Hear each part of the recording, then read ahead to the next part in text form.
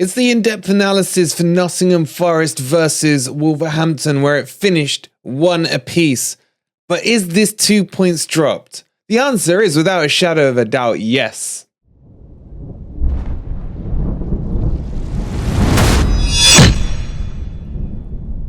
Good morning, good evening, or good night, wherever in the world you are. Whatever time of day you're watching this, hope you're having a fantastic day, and welcome to your in-depth analysis for Nottingham Forest 1, Wolves 1.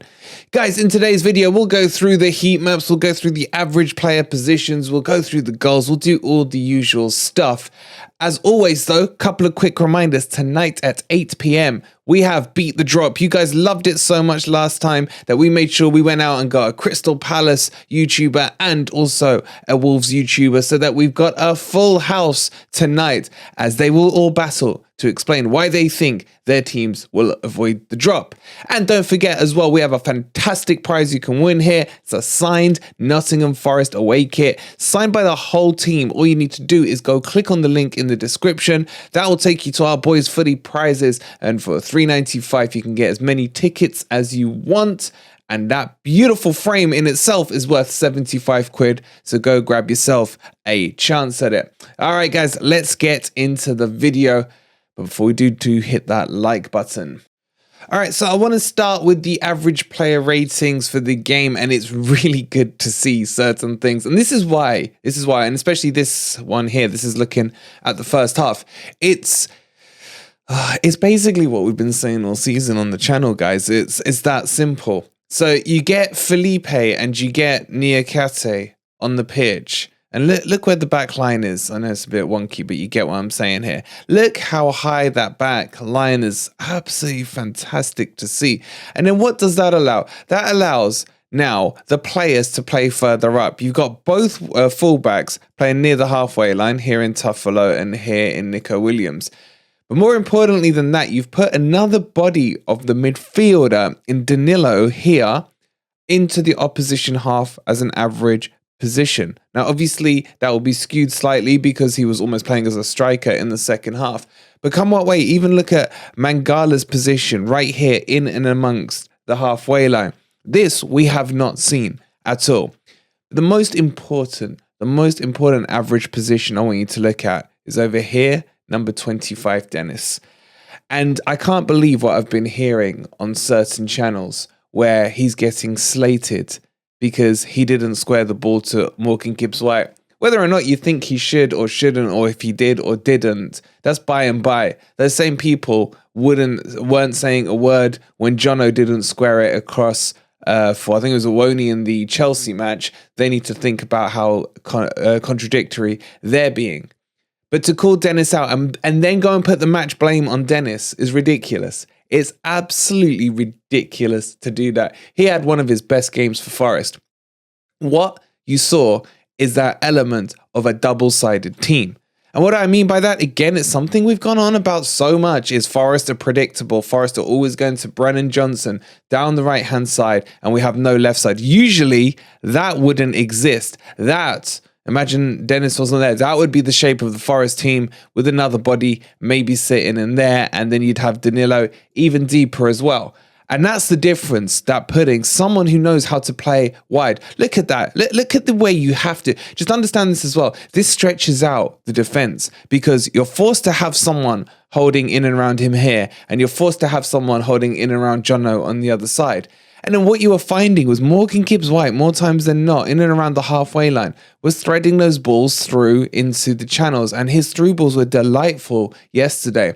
And in that second half, when Leeds were forced the changes and were playing that really high line, Morgan Gibbs-White was finding Dennis left, right, and centre in the channel. Now, again, yes, Dennis probably could have squared it. I don't think it's as clear cut as people are making it out to be.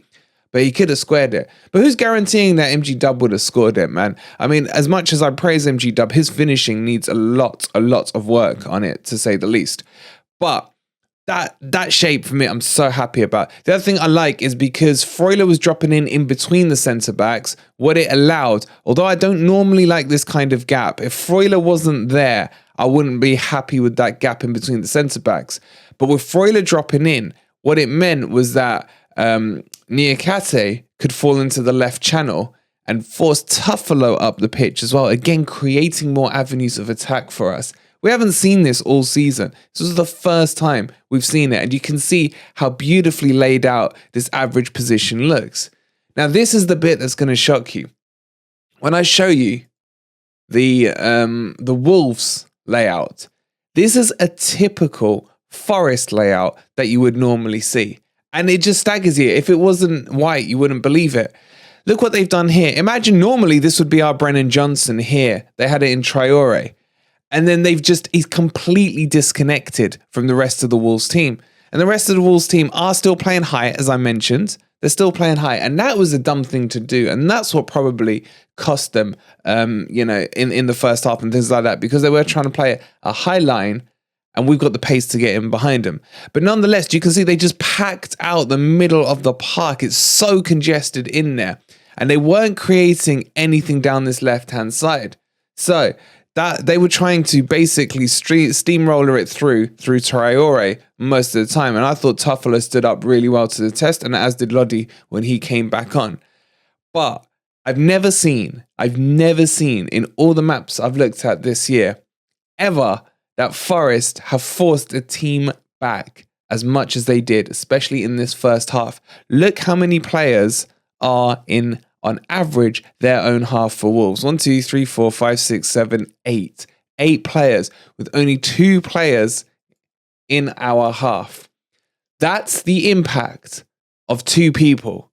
That's the impact of number 38 and number 19. Forget what you think about what the rest of the team did, about all the tactics, everything else. These 2 players are the ones who breathe in the confidence to the rest of the team that allows them to play higher up the pitch. And it was a thing of beauty to watch. I got a few clips I'll show you where you're seeing Niakate winning the ball on the halfway line, Felipe winning the ball in the opposition's half. They know that they've got the footballing defensive brain, the pace, the power, everything to get back if they need to. And you're looking at Cunha and Traore, who are quick players in the Wolves team. And it doesn't faze them. It doesn't faze them because they're street smart when it comes to this positional play. And I just think, look, for everything that's done, I still feel dejected about the result. It's definitely, for me, 2 points lost. But the thing I'm holding on to is the foundation. Every football team needs a spine. And this has to be our spine. Look, Bully's been brilliant when he's come in. He's been unlucky with who he's been partnered with. But when you've got Felipe and Niakate clearly forming a nice partnership right now, then you got to ride it. You got to ride it. And that's the foundation of the spine. Then put in front of them Danilo, who's brilliant. Maybe even Yates in there. You got Jono. All these are part of the spine. And Morgan Gibbs-White.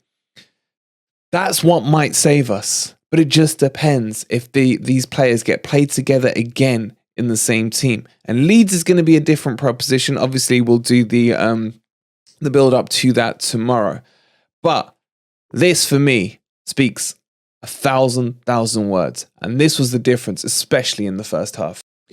Okay, so I want to run you through a couple of key things in this game, and there's just so much good to see from it. This is the build-up into Forest goal. You already see how many players we've pushed back from the Wolves. You've got 1, 2, 3, 4, 5, 6, 7. There's a couple behind there as well, 8 there.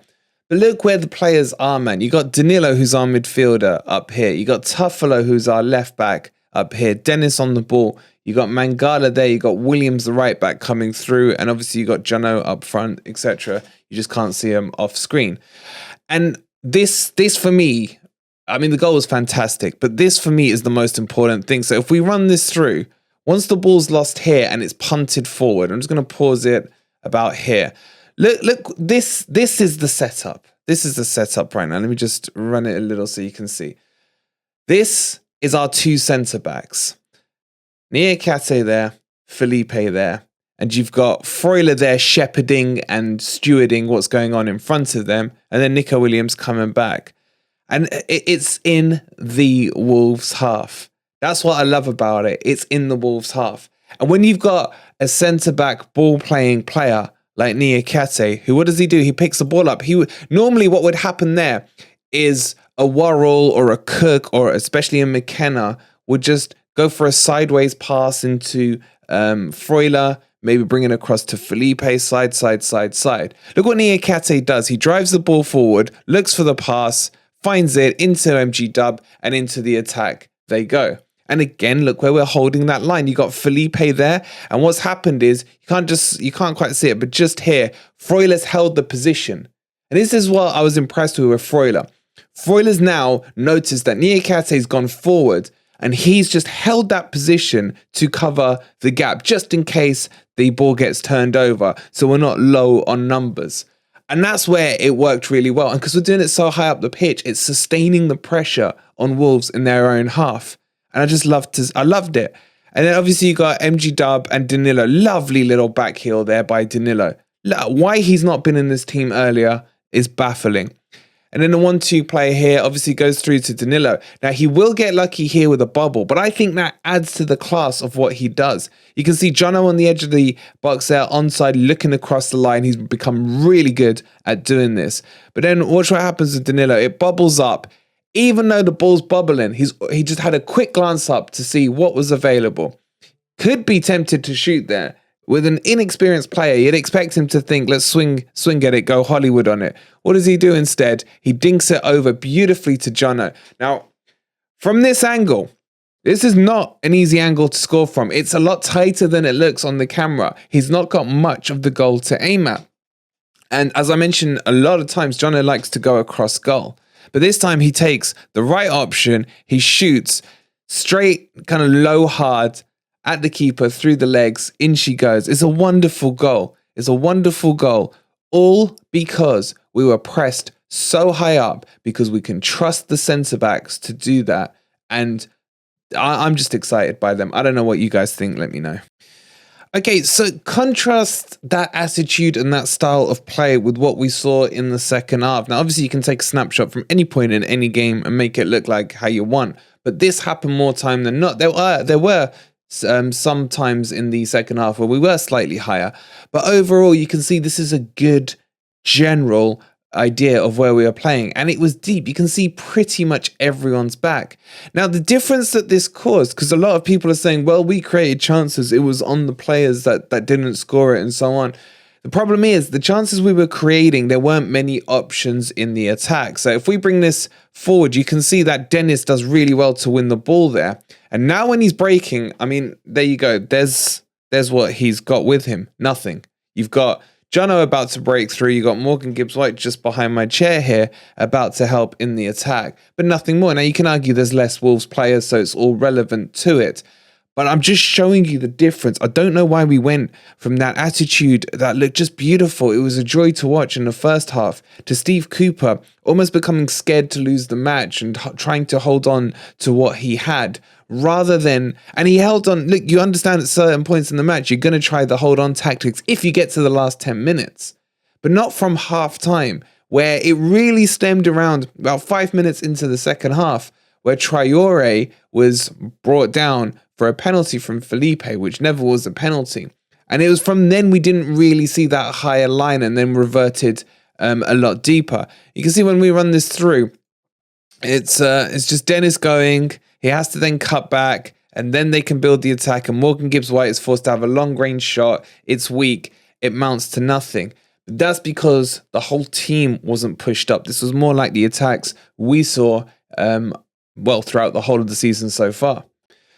All right, so let's talk about the elephant in the room chance that everyone, or should I say certain people, have yet been crying about in terms of Dennis and should he not have squared the ball, and how they've lost sleep over the fact that this whole game was Dennis's fault. Nothing to do with the change of mentality and tactics in the second half. It's all on Emmanuel Dennis, the worst player in the world, the most selfish player in the world, etc., etc.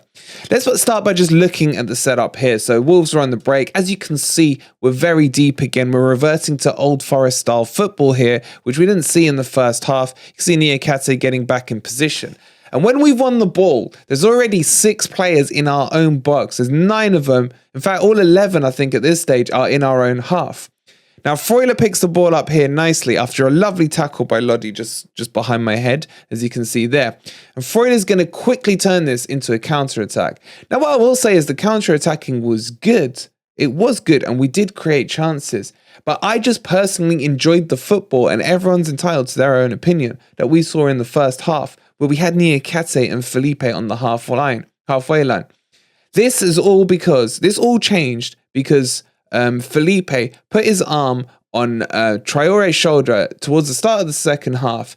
And I think after that, people were scared of Traore's pace. And then Cooper kind of pushed him back. The line just kept getting deeper and deeper and deeper until he made that atrocious substitution of bringing Worrell on for Dennis.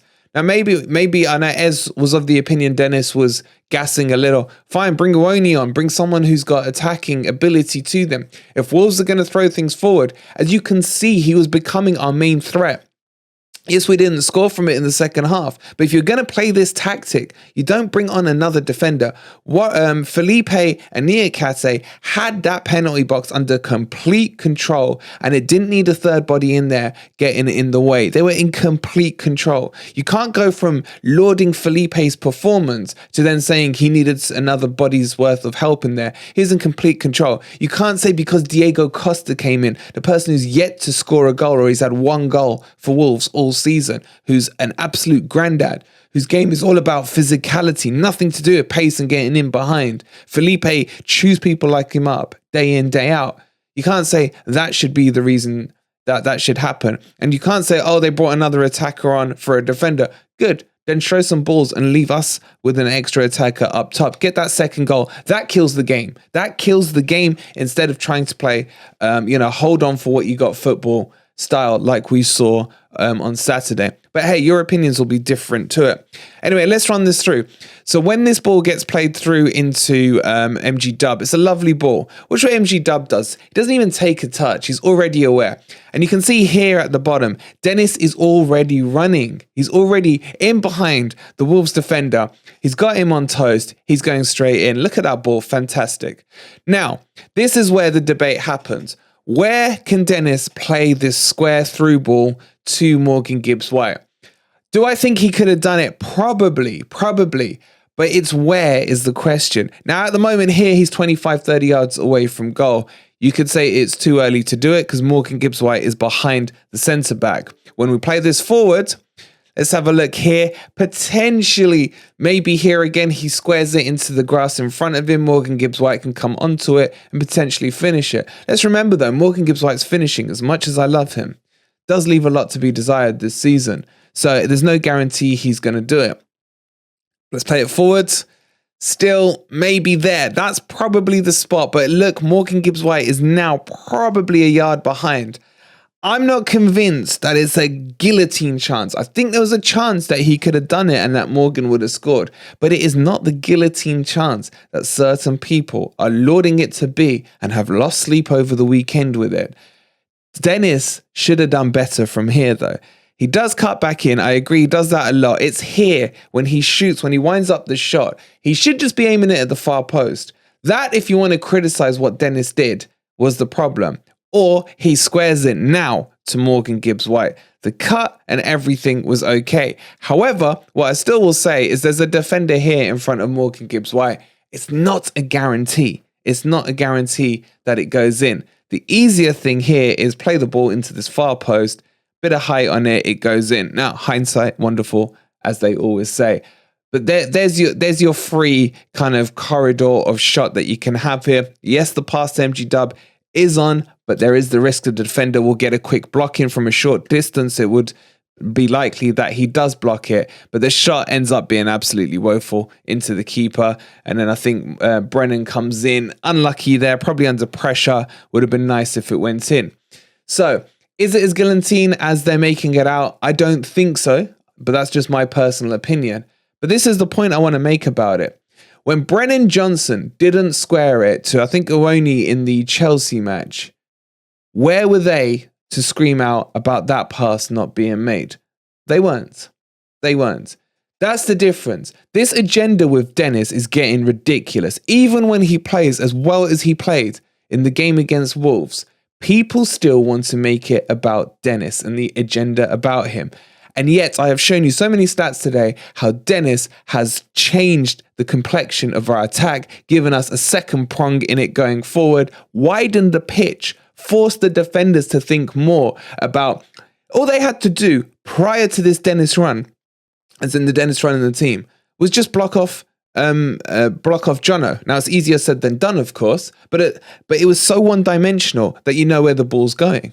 And my point, and the point I've been shouting about for weeks, and you can go back and check all the videos, is you put Dennis on the left, you give Morgan Gibbs-White 2 options to throw the ball through. Now imagine putting a striker in front of that as well with an Awoni going into 4-2-3-1. That's a whole debate for another day. But you're giving him 2 outlets that he can pick from. And this chance here itself, instead of looking at it thinking, why didn't he square it? Why didn't he finish it better? Look at it and think, that's a better looking shape for our attack than we've seen all season, where we've got more than one dimension to it. Get your thoughts in, but my God, this Dennis agenda needs to stop. It really does. The other player we really need to talk about is Danilo. Danilo, a player that we've all been crying out for on FFTV, who should have been playing weeks ago. Weeks ago. Yes, he had a bit of a torrid game the other week, or when was it, against Leeds or wherever it was. Every player can have a bad half every now and again. But it's what he brings to the team that changed a lot of things for me against Wolves. And again, it should have been a win, and we should have carried on with what we're doing. What does he bring? He brings that drive, the energy, the youthfulness, the power, the ability to win the ball high up the pitch, which we haven't seen, again, pretty much all season. And he's eager to get forward. The biggest problem with Danilo is his shooting is woeful. But we knew that when we signed him. Mario, God bless him, our boy from Palmeiras, he told us, Danilo, great box-to-boxer, but shooting, it ain't for toffee with him. I just want to show you this quick example of what I like about how he drives forward. This is MGW again getting the ball, and then have a look at this position. He's playing on the line of the strikers.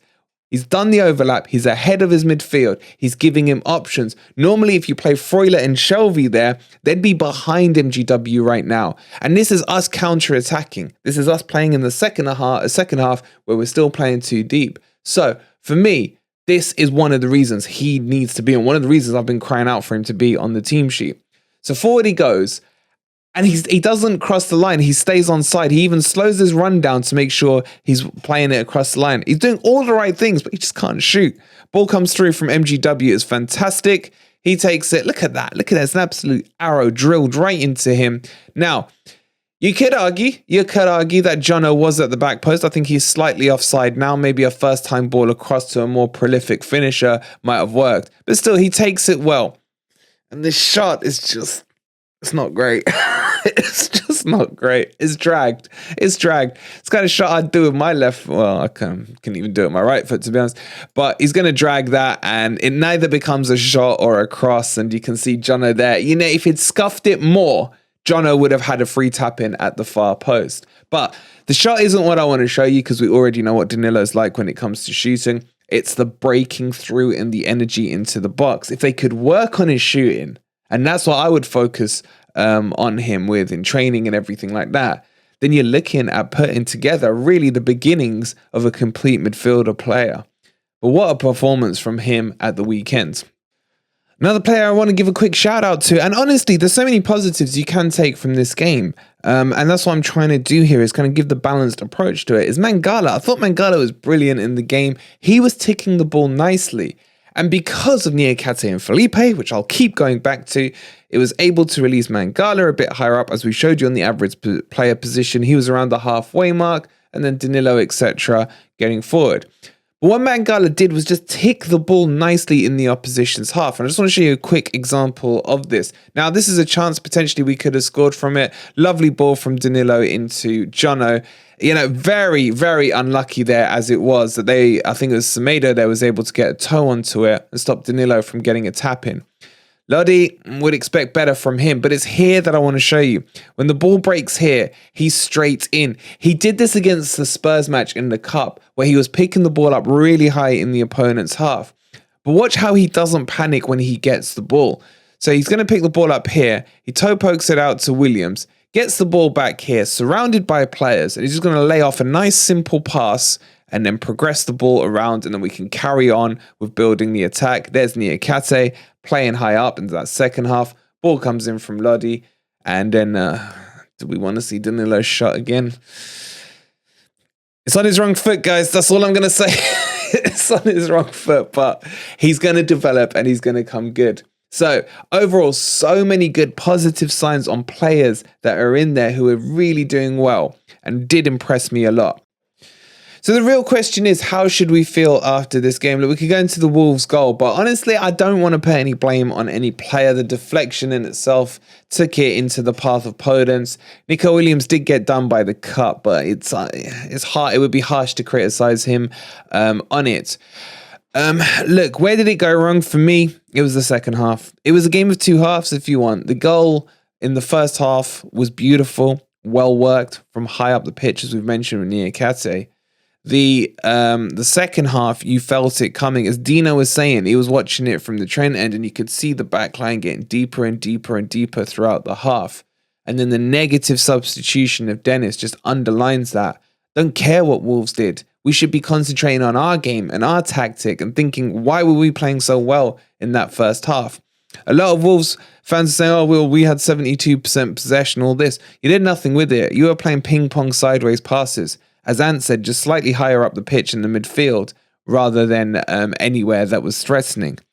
Now, you got to say as well, Wolves are not a good team. Although I do respect them and I like their players, a lot of their players, they're just not clicking. They haven't got that penetration level. So were we a bit more flattered than we should have been? I'm not convinced. I think the first half was good enough to take positives from. The real test comes tomorrow when we go to Leeds, who do score goals and can be leaky at the back. And the question is, how is Cooper going to approach that? We, of course, will do the full deep dive into that tomorrow in the preview match for it. But tonight, beat the drop. Let's see what the other boys are saying in the relegation fight. So tune in for that from 8 p.m. Hope you've enjoyed the video. Don't forget to, before you leave, if you haven't already, to hit that like button. Subscribe to FFTV if you're new. Let me know all your thoughts, man, because I've been having all kinds of wars on Twitter with people who are saying, no, you're wrong this, you're wrong that. I don't care if you think I'm right or wrong. It's just my opinion. What's more important for me is to hear your guys' opinion on the game and see what you think, especially once you've seen some kind of videos, footage, maps, etc. So let me know down below. Thanks so much for watching. We'll see you tonight at 8. Come on, you Reds.